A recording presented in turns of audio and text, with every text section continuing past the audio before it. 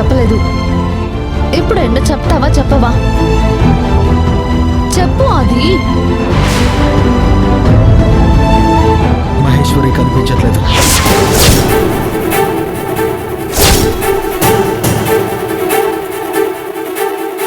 ఇంత ఇంపార్టెంట్ విషయాన్ని ఇంత లేట్గా చెప్తావా? నీకు అసలు కొంచెమైనా బుద్ధుందా? రెస్పాన్సిబిలిటీ ఉందా? తనని ఎంత జాగ్రత్తగా కాపాడుకున్నాం.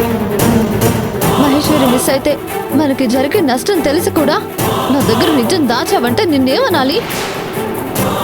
నీకు లైఫ్లో కొంచెం కూడా సీరియస్నెస్ అనేదే లేదా?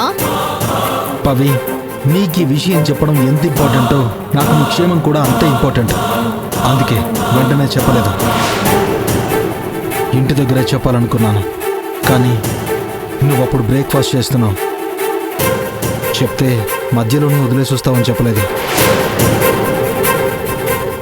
వచ్చేటప్పుడు కారులో చెప్దాం అనుకున్నాను, కానీ టెన్షన్తో నీ హెల్త్కి ఏమైనా ఎఫెక్ట్ అవుతుందేమోనని భయంతో చెప్పలేదు.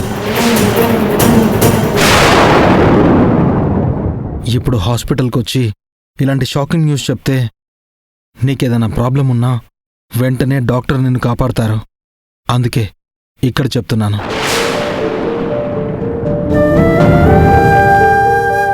నా మనసులో ఎంత టెన్షన్ ఉన్నా నీకేం కాకూడదని నీ క్షేమం కోసం నా టెన్షన్స్ అన్నీ మ్యాక్సిమం కంట్రోల్ చేసుకుని నీకు చెప్పకుండా ఆగాను.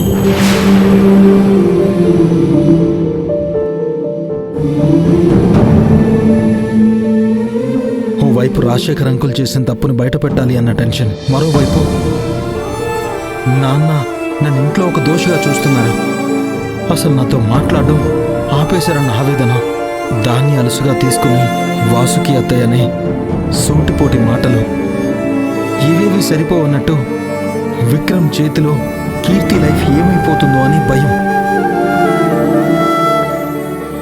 వీటన్నింటికీ తోడు నువ్వు నన్ను మనస్ఫూర్తిగా క్షమించలేకపోతున్నావు.